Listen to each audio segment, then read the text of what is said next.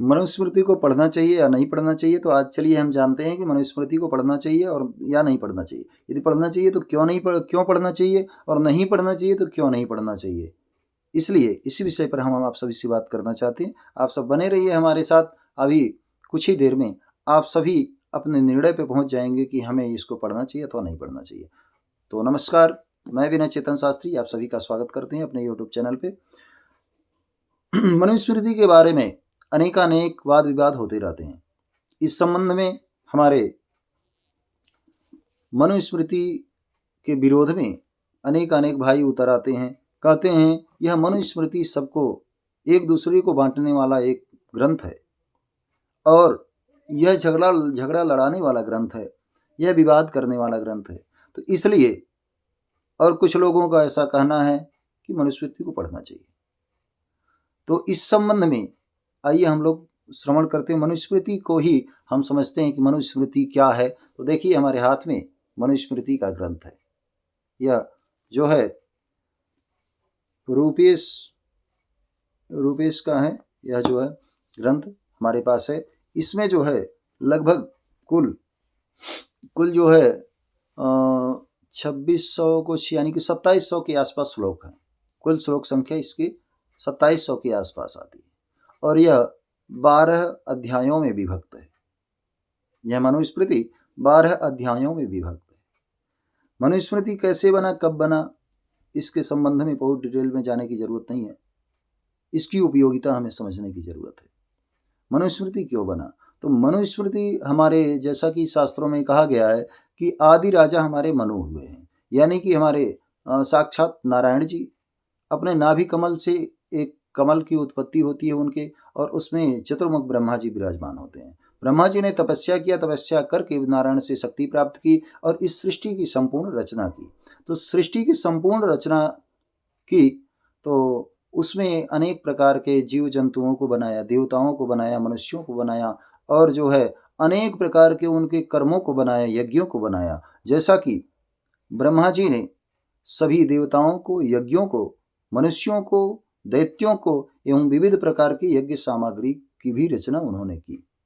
तो सभी देवताओं को बुला करके और मनुष्यों को बुला करके कहा, देखिए यह यज्ञ है, यज्ञों के द्वारा आप लोग देवताओं को प्रसन्न करेंगे तो निस्संदेह देवता आपको बिना मांगे फल देंगे। और देवताओं से कहा कि इस प्रकार दोनों मनुष्य लोग आपके लिए यज्ञ हवन इत्यादि करेंगे और देवता लोग आपको बिना मांगे वस्तुएं देंगे। इसलिए आप सभी एक दूसरों का कल्याण करते हुए अपने कल्याण को प्राप्त करेंगे, मानव जीवन आपका सफल हो जाएगा। तो यह जो है सर्वोत्कृष्ट ग्रंथ है और इसमें किसी के विरोध में कोई बात नहीं लिखी हुई है। अब बात समझने की यहाँ है, हमारे दलित भाई कहते हैं कि भाई इसमें जो है हमारे खिलाफ लिखा गया है। तो मनुस्मृति जो, मान लीजिए कि कोई मनु महर्षि थे, वो एक राजा थे, चारों वर्णों के राजा थे और बहुत बड़े राजा थे। तो इस प्रकार से वो मनुस्मृति को जो है तमाम ऋषियों ने पूछा कि हमें भाई अपने संस्कार के लिए बताइए, हमें कैसा आचरण करना चाहिए, राजा का क्या धर्म होता है, ब्रह्मचारी का क्या धर्म होता है, वानप्रस्थी और गृहस्थी का क्या धर्म होता है, इस प्रकार से हमें बताइए। संन्यास की परंपरा क्या है, विवाह हमें क्या प्रकार का होना चाहिए, कैसा होना चाहिए, और हम गृहस्थ जीवन भी कैसा बिताएं जिससे हमारा कल्याण हो। तो इस संबंध में जैसा कि मनु जी से मनु एकाग्र होकर के बैठे हैं, सबसे जो है मनुस्मृति का जो है पहले अध्याय का यह पहला श्लोक है। कहते हैं, मनुमेकाग्रमासीनाम अभिगम्य महर्षयः प्रतिपूज्य यथा न्यायमिदं वचनमब्रुवन्। कहते हैं, सुख से एकाग्रचित बैठे हुए मनु जी के सन्मुख उपस्थित होकर के यथाक्रम से पूजन करके मुनिगण बोले, यानी अनेक ऋषि महर्षि उनके सामने बैठे हुए हैं। मनु महाराज बैठे हुए हैं, उनको जो है सम्मान किया, सबने पूजन किया। और होना भी चाहिए, किसी गुरु के पास जब हम जाते हैं तो गुरु को प्रणाम करना चाहिए, उनको संतुष्ट करना चाहिए। जब गुरु संतुष्ट हो जाएं तभी जो है हमें उनसे कोई प्रश्न करना चाहिए। प्रश्न करने की एक विधा है, गुरु जी को संतुष्ट करें प्रणाम इत्यादि से, उसके बाद में गुरु की आज्ञा होने पर ही हमें प्रश्न करना चाहिए। तो कहते हैं बैठे हुए थे वहाँ पर जो है सबने प्रश्न किया। क्या प्रश्न किया? कहते हैं, हे भगवान, सभी वर्णों तथा संकीर्ण जातियों के पूर्व के अनुसार जैसी जैसी धर्म व्यवस्था है उसी आप हम लोगों से कह सकते हैं, हमसे कहिए, हमें आदेश दे दीजिए। और इस प्रकार से कहते हैं, हे प्रभु, यह जो है सब विधान हमको बताइए, क्योंकि यह सृष्टि के रहस्य को आप जानने वाले हैं। कहते हैं, भगवन् सर्ववर्णानां यथा वदन पूर्वशः अंतर्प्रभावाणां च धर्मान्नो वक्तुमर्हसि। तुमको ह्यस्य सर्वस्य विधानस्य स्वयंभुवः अचिन्त्यस्य प्रमेयस्य कार्यतत्त्वार्थवित् प्रभो। इस प्रकार से कहते हैं, आप हमें बताइए। तो कोई भी शास्त्र जो हमारे बने हुए हैं, 18 पुराण हैं, 16 उपपुराण हैं और अनेक वेदादि ग्रंथ हो गए हैं, तो पूर्व जन्म के अनुसार जैसा कि हमारा कर्म होता है उसके अनुसार हमें जो है वर्ण में जन्म मिलता है, और जन्म मिलने के साथ साथ हम फिर वैसे कर्म करते हैं जिससे हमें मोक्ष मिल जाए। क्योंकि यह मनुष्य जन्म हमको बड़ा ही दुर्लभ है, क्योंकि अनेकों जीव जंतुओं को देखने में ऐसा हमें समझ आता है कि मनुष्य जो है सभी से श्रेष्ठ है, सर्वश्रेष्ठ मनुष्य है। तो सर्वश्रेष्ठ मनुष्य है तो सबसे ज़्यादा जिम्मेदारी भी मनुष्य की ही होगी। सभी प्रकृति के सभी वस्तुओं पर मनुष्य का पूर्ण अधिकार है। मनुष्य जो है अपने सुख के लिए हर प्रकार के भोगों का सृजन करता है और भोग भोगता है। इसकी कोई आयु निश्चित नहीं है, यह गुप्त है। अभी तक कोई ऐसा जान नहीं पाया है मर के कहाँ जाता है और कहाँ से आया है। इस संबंध में भगवान ने गीता में कहा है, गीता तो सर्वमान्य ग्रंथ है, गीता में कहा है कि अन्नादि भवन्ति भूतानि पर्जन्यादन्न संभव। और कहते हैं अन्न से प्राणियों की उत्पत्ति होती है और अन्न वर्षा से होता है। वर्षा कैसे होता है? कहते हैं कि कर्म से वर्षा होती है, कर्म से यज्ञ होता है और यज्ञ कर्म से होता है। कर्म कहाँ से मिलता है? कर्म हमें वेद से मिलता है। वेद में अनेकों प्रकार के सात्विक राजस तामस सभी प्रकार के कर्मों का वर्णन है, यज्ञों का वर्णन है, तो हमें यज्ञ से मिलता है। और यज्ञ साक्षात परमात्मा के श्वास प्रश्वास है। इसलिए कहते हैं तस्मात् सर्वगतम ब्रह्म नित्यम यज्ञ प्रतिष्ठितम। इस प्रकार से यज्ञ में भगवान नारायण हमेशा ही विद्यमान है, कण कण में विद्यमान है, यही सूत्र सिद्ध होता है। तो इस प्रकार से सबका एक निश्चित कर्म है, सबका एक निश्चित धर्म है। और यदि देखा जाए तो सबसे ज़्यादा ब्राह्मणों के ऊपर अनुशासन लगाने का प्रयास किया गया है। इसमें किसी के भेदभाव की कोई बात नहीं हो रही है। जब हम स्थूल दृष्टि से केवल अपने पेट भरने तक ही सीमित रहेंगे, पेट भरने तक ही अगर हम सोचेंगे, तो निश्चित ही अगर हमारे ब्राह्मण भाई इसको पढ़ेंगे तो निश्चित ही उनको लगेगा कि इसमें हमें बहुत दुत्कारा गया है। यानी कि यदि 2 हफ्ते तक गायत्री का जाप नहीं करते हैं तो आपको चंद्रायण व्रत करना है। यदि आप 3 सप्ताह तक अथवा लंबे समय तक आप गायत्री का जाप नहीं किए, संध्या बंदन नहीं किए, तो जो है आपको पुनः संस्कार कराने का विधान किया गया है। और अनेक प्रकार से कहा गया है कि यदि ऐसे भी कई अपराधों का वर्णन है कि जिसमें यदि एक ही अपराध को ब्राह्मण क्षत्रिय वैश्य शूद्र करते हैं तो सबसे कम दंड शूद्र को देना चाहिए और सबसे अधिक दंड ब्राह्मण को देना चाहिए। तो कहने का मतलब यह है, जो जितना जानकार है, जितना ज्ञानी है, उसी रूप में उसकी उतनी ही जिम्मेदारी होती है। तो इसमें किसी के भेदभाव से न होकर के, जैसे कहीं सुई का काम आता है तो तलवार वहाँ काम नहीं कर सकती है, तो इस प्रकार से अब जिसकी बुद्धि सूक्ष्म होती थी वह वेदांत के अध्ययन में लगा रहता था। और जब वेदाध्ययन का अध्ययन करते हुए फिर जो है वह चिंतन में जाता था। चिंतन करते हुए फिर जो है वह धारणा ध्यान समाधि के अंतर्गत फिर उसमें धारणा ध्यान समाधि करता था। और बाद में समाधि में असंप्रज्ञात समाधि और संप्रज्ञात समाधि, ये दोनों समाधियों के माध्यम से वह भगवान तक, अपने आत्म तत्व तक पहुंच जाता था। हमारे आपके सबके हृदय में भगवान श्री नारायण का वास है।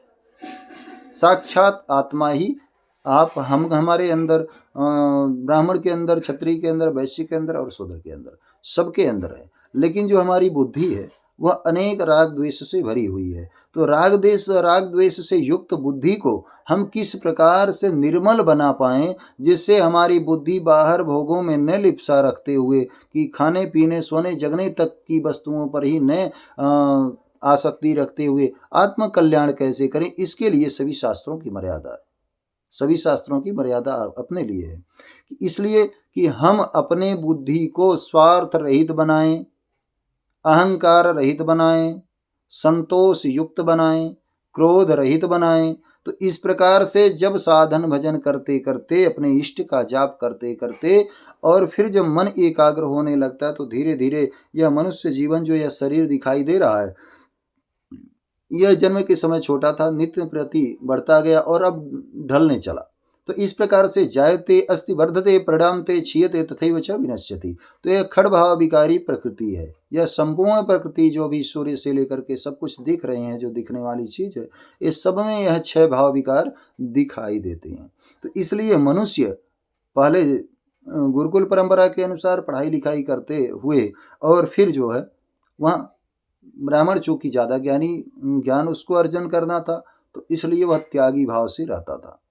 और सब कुछ जानते हुए, शस्त्र चलाने की भी विद्या होते हुए भी वह शस्त्र का प्रयोग नहीं कर सकता था।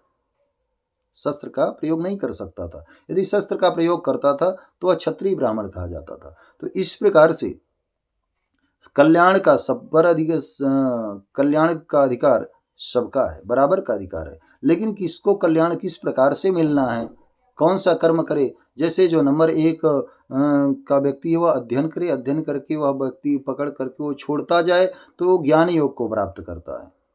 अपनी आत्मा में ही भगवान का दर्शन करता हुआ, चिंतन करता हुआ वो आत्मा योग को प्राप्त करता है। दूसरा व्यक्ति जो अपना सब कर्म करते करते रहता है, उसमें वैराग्य उसको नहीं होता है, तो इसलिए कहते हैं कि आप कर्मों को करते रहिए, लेकिन सब कुछ भगवान के अर्पण करते हुए कर्म करिए, तो आपका कल्याण होगा। तो राजशासन करते हुए चौथे पन में उनको ज्ञान होता था, और वो राजर्षि जा करके वैराग्य से युक्त होकर के जंगलों में रह करके संतों के सानिध्य में आत्मकल्याण को प्राप्त करते थे। और वैश्यादि जो हैं, ये सब जो है अपने धन कमाने की ज़्यादा इच्छा होने के कारण ये सब व्यवसाय करते थे, और व्यवसाय करते थे, धर्मपूर्ण व्यवसाय करते थे, धर्म युक्त व्यवसाय करते थे, क्योंकि वेद अध्ययन इनका भी था। तो इसलिए ये धर्म का पालन करते हुए धन का संचय करते थे, और टैक्स के रूप में, कर के रूप में राजा इत्यादि को देते थे, और फिर राजा उसको जो संभाल करके पुल इत्यादि बनाते थे, प्रजा के कल्याण के लिए कार्य करते थे। और हमारे जो शूद्र भाई हैं, शूद्र मतलब होता है कि छोटा, छोटा मतलब जैसे एक बड़ा भाई है और छोटा भाई, चारों हम सभी भाई हैं, इसमें किंचित मात्र भी कोई भेद नहीं है। और सबका आत्मसम्मान है, सबका स्वाभिमान होना चाहिए। अब जैसे मान लीजिए कि इनका कल्याण कैसे हो, तो ये पूर्व काल में जो सभी वस्तुएं बनती थी, जितनी भी सारी वस्तुएं बनती थी, नई वस्तुएं, आविष्कार जो होते थे, किसी भी प्रकार के वस्त्र हो गए, किसी भी प्रकार के जो उद्योग धंधे थे, बनाने वाला काम था, ये हमारे शूद्र भाइयों का था। तो इसलिए इनके पास भी पर्याप्त धन हुआ करता था। और फिर जो है यह अपने कर्म में लगे रह करके, और फिर धीरे धीरे ये जैसे जैसे इनकी आयु बढ़ती जाती थी, वैसे वैसे इनको ज्ञान होता जाता था, और बाद में ये अपने चौथे पन में भी यह समझ जाते थे कि भाई यह संसार तो कोई किसी का नहीं है, यह आत्म कल्याण के लिए हमको मिला है, इसलिए हमें कुछ करना चाहिए। तब ये जो है अपने संस्कार को याद करते हुए, चिंतन करते हुए, भगवान में मन लगाते हुए ये भगवान को प्रणाम करते थे, और भगवान का चिंतन करते करते इनका भी मोक्ष हो जाता था। जैसे गीता के चौथे अध्याय में ही कहा गया, चातुर्वर्ण्यम मया सृष्टम गुण कर्म विभाग स तस्य कर्तारमपि माम विद्य कर्तारमभ्यम। इस प्रकार से चारों वर्णों की व्याख्या करते हैं भगवान। और आगे कहते हैं 18वें अध्याय में कि भाई कल्याण सबका कैसे होता है। तो इसलिए कहते हैं, मान लीजिए कोई पुजारी जी हैं, पंडित जी हैं, वो तो घंटी लगाएंगे, चंदन लगाएंगे, तो उनका कल्याण पहले हो जाएगा, जबकि हमारे वैश्य भाई हों, व्यापार करेंगे तो उनका कल्याण कैसे होगा। तो ऐसा नहीं, कल्याण सबका है। जो भी आपको, जिस जगह पे भगवान ने आपको जन्म दिया है, और जिस नौकरी में आप हैं, जिस पद में हैं, जिस व्यवस्था में हैं, उसको ईमानदारी से करिए, उससे मोह मत रखिए, अहंकार मत रखिए। जो भी शरीर मिला है, चाहे आपको सुंदर शरीर मिला या तो गुणहीन शरीर मिला, यह सब हमारे कर्मों का फल है। इसलिए हमें ऐसा जान करके, भगवान के प्रति समर्पित भाव हो करके, मन में भगवान का चिंतन करते हुए और सब कर्मों को करना चाहिए। तो इस प्रकार से सब प्रकार के कर्मों को करते हुए और भगवान के प्रति निवेदित करते हुए, क्योंकि जैसे गेहूं हम बो देते हैं, फिर वह अंकुरित होगा या नहीं होगा इसमें हमारा कोई अधिकार नहीं है। फसल समय पे आएगी या पूरी की पूरी नष्ट हो जाएगी, इसमें भी हमारा पूरा अधिकार नहीं है। इसलिए कहते हैं कर्मण्येवाधिकारस्ते मा फलेषु कदाचन। तो इसलिए भगवान ने कहा कि भाई जो हमारे शूद्र भाई, हमारे वैश्य भाई हैं या क्षत्रिय, कोई युद्ध करता करता वो जो है अपना प्राण त्याग देता है तो उसका कल्याण कैसे होगा। तो देखिए, जो यह सारी विधा उस अवस्था के लिए है कि अपने गृहस्थ में रहते हुए जिनकी इंद्रियां पूर्णतः जीती हुई नहीं है, वो अपने घर में रहते हुए इंद्रियों को जीतने का प्रयास करे, और इंद्रियों को जीतने का प्रयास करते करते वह जो है एक दिन ऐसा आए कि जिस दिन वह भगवान के प्रति संपूर्ण भाव से लग जाए, उसी दिन उसका कल्याण हो जाएगा। गीता के 13वें अध्याय में कहते हैं, यथाभूत पृथक भाव एकस्थम अनुपस्थिति तत्एव च विस्तार ब्रह्म समुपद्यते तदा। जिस समय यह संपूर्ण पृथ्वी में चराचर जगत में भगवान का दर्शन और अपने में भी भगवान का दर्शन, भगवान में सब प्राणियों का दर्शन जिस क्षण में हो जाता है, उसी समय व्यक्ति का मोक्ष हो जाता है, उसी समय व्यक्ति का कल्याण हो जाता है। तो यह दृष्टि तब बनेगी जब हमें जो है संसार के प्रति वैराग्य होगा। वैराग्य कब होगा? जब हम यह सोचते रहेंगे कि प्रकृति का कार्य कितना है और प्रकृति के अलावा पुरुष का कार्य कितना है। सो जाने पर हमारी इंद्रियां सक्रिय नहीं रहती हैं, बुद्धि भी तमोगुण में लीन हो जाती है, इसलिए हमें अनेक प्रकार के उल्टे सीधे स्वप्न आते हैं। जबकि जब हम जग जाते हैं तब वह उल्टे सीधे सपने पर हम विश्वास नहीं करते हैं। क्यों नहीं करते हैं? क्योंकि उस समय हमको लगता है अरे ये तो स्वप्न था। तो आखिर स्वप्न में सारा सिस्टम बन जाता है। यह सब पूरा वेदांत है। इसी के लिए आत्म कल्याण के लिए योग शास्त्र भी है, और योग शास्त्र में भी तमाम वर्णन है। तो कुल मिलाकर के अंतःकरण की शुद्धि के लिए ही कर्म करना है। मनुस्मृति के बताने का तात्पर्य है, गीता के बताने का तात्पर्य है कि प्रत्येक व्यक्ति कल्याण का अधिकारी है, लेकिन बिना वैराग्य हुए, बिना ज्ञान के उत्पन्न हुए रीते ज्ञानान्न मुक्ति, बिना ज्ञान की मुक्ति नहीं हो सकती है। तो इसलिए ज्ञान कैसे हो? तो ज्ञान तब होगा जब वैराग्य होगा। इसलिए हमें कर्म को करते करते भगवान के प्रति अर्पण करते हुए चलेंगे तो भक्ति के प्रभाव से हमें ज्ञान भी उत्पन्न हो जाएगा।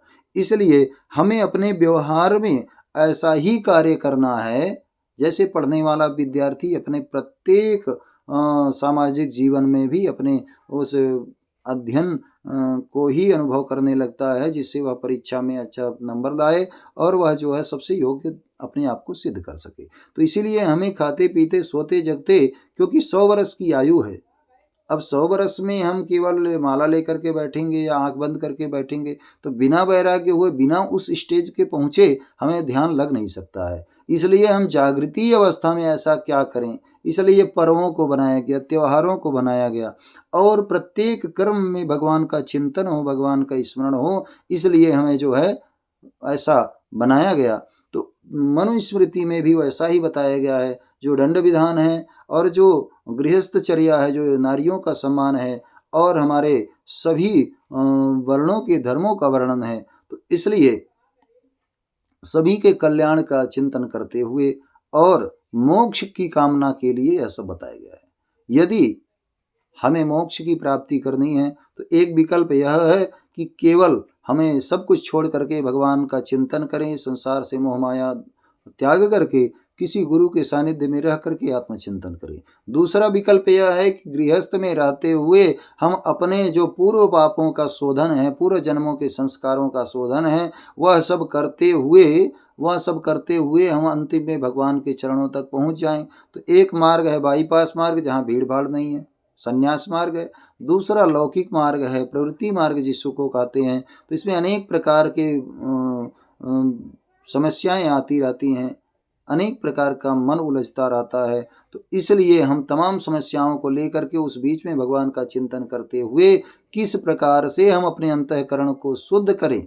अंतःकरण की शुद्धि का तात्पर्य यह है कि हमारे मन में न तो अपने शरीर के प्रति अभिमान रह जाए, न तो मोह रह जाए, न तो किसी से ईर्ष्या रह जाए, न तो कोई हमें जो है असंतोष रह जाए, न क्रोध रह जाए, न काम रह जाए। इसलिए हमें सब भावों पर विजय प्राप्त हो, हम तुरीय अवस्था में स्थित हों, भगवान में मन लगाने वाले हों। इसलिए सभी धर्मों का वर्णन है। तो समाधि प्राप्त करना यह सामान्य बात नहीं है, लेकिन रेगुलर अगर हम अभ्यास करेंगे, धर्म का अनुचरण करेंगे, कहते हैं धर्मत विरति योग ते ज्ञाना, अगर धर्म का हम अनुसरण करेंगे तो हमको क्या होगा, वैराग्य हो जाएगा, और जब वैराग्य हो जाएगा तो हमें जो है ज्ञान प्राप्त हो जाएगा और फिर हम भगवान में प्रविष्ट हो जाएंगे, भगवान से एक हो जाएंगे। इसलिए सारे धर्मों का वर्णन है। और जब हम केवल पेट भरने तक की ही सोचते हैं, जिस भी समाज में, चाहे भारत हो या कोई भी देश हो, यदि हम पेट भरने तक ही सोचते हैं तो निसंदेह हमारे शास्त्रों में जो कहीं खास करके मनुस्मृति में जो वर्णन हुआ है वह सबको बुरा लगने वाला है।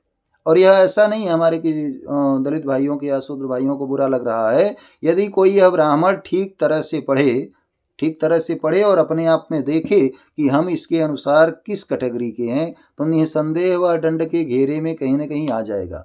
क्योंकि जो ब्राह्मणों के लिए तपस्या इत्यादि नियमावली बताई गई है वह कहीं न कहीं 100% पालन करना सबके लिए कठिन है। और आज तो ऐसा देखा जा रहा है कि समाज में अनेकों ऐसे देखने में मिल जाएंगे कि जहाँ 10% भी उसका पालन नहीं हो पा रहा है। तो ऐसे में किसी के प्रति अगर ईर्ष्या भाव से लिखा होता तो ब्राह्मणों के प्रति नहीं लिखा होता, लेकिन ऐसा नहीं है। इसमें कई ऐसे श्लोक हैं, कहते हैं एक श्लोक में ऐसा वर्णन आया है कि जिसमें कहा गया है कि यदि कोई सदाचारी ब्राह्मण नहीं है, योग्य ब्राह्मण नहीं है, पढ़ा लिखा ब्राह्मण नहीं है, अपने गायत्री इत्यादि से विमुख रहने वाला नाम मात्र का ब्राह्मण है, तो उसको वाणी मात्र से भी सेवा न किया जाए, अर्थात उसका सम्मान नहीं किया जाए।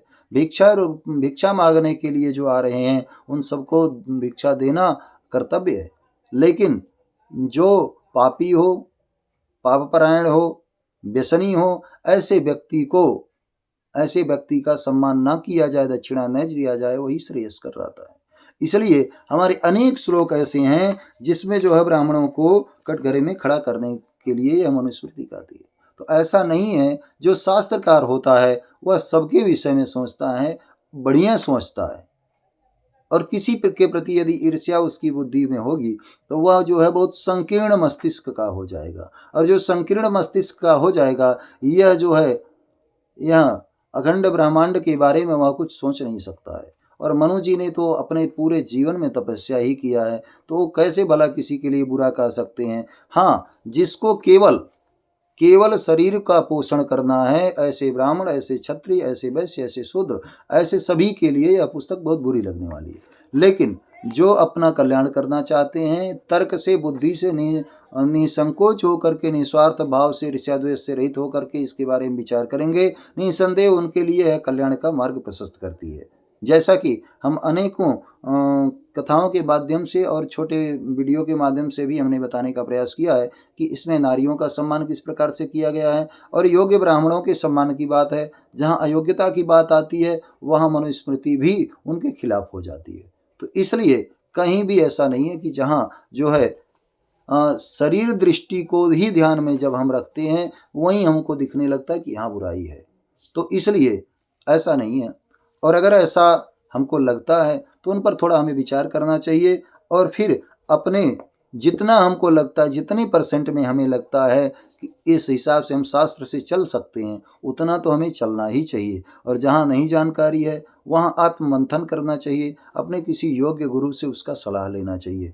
क्योंकि यहाँ जिस प्रकार से आज हमें अनेकों लोगों से इसकी बुराइयों का सामना होता है, तो अभी इसके पढ़ने वालों की संख्या ज़्यादा हो जाए और जो इसमें बुराइयाँ हों वो सार्वजनिक होने लगे तो बुराई निसंदेह दूर होगी और अच्छी बात आने लगेगी। परंतु दुर्भाग्य यह है कि आज जो है वोट बैंक की राजनीति के लिए अनेक नेता भी उल्टे सीधे बोल देते हैं, शास्त्रों के बारे में बोल देते हैं, ब्राह्मणों के बारे में बोल देते हैं, और फिर जो है यह समाज ही एक दूसरे से अगेंस्ट हो जाता है एक दूसरे के। यहाँ योग्यता की बात न होती तो द्रोणाचार्य जी महाराज अर्जुन को अपना सब कुछ नहीं देते, अपने पुत्र को देते, अश्वत्थामा को देते, जबकि ऐसा नहीं था। भीष्म पितामह दुर्योधन का अन्न खाए हुए थे, दुर्योधन की तरफ से लड़ रहे थे, लेकिन आशीर्वाद वो अर्जुन के पक्ष में दे रहे थे। शल्य जी जो उनके मामा थे, और अनेकानेक कृपाचार्य थे, द्रोणाचार्य जी थे, और तमाम ऐसे वरिष्ठ लोग जो थे वो पांडवों के प्रति अपना प्रेम व्यक्त करने वाले थे, जबकि वे रह रहे थे कौरवों की सेना में। तो इसलिए भेद बुद्धि हमें कहते हैं, यह बहुत उच्च लेवल की बात है। इसलिए जैसे हमारे शास्त्रों में कहा गया, द्वितीयाद वही भयम भवति, अर्थात जब हम और हमारे की कल्पना होगी, वहीं से मृत्यु का भय सताने लगेगा। कल्याण कामी के लिए, मोक्ष कामी के लिए यह आवश्यक है कि वह शास्त्रों के अनुसार चले और अपने पराये के भेद को दूर करने का प्रयास करे। जब अपने और पराये का भेद दूर हो जाएगा तो निसंदेह कोई भी बात हमें बुरी नहीं लगेगी, हम उसके योग्य बने पहले पढ़ने के लिए। इसलिए अवश्य में पढ़ना चाहिए। जय श्री कृष्ण।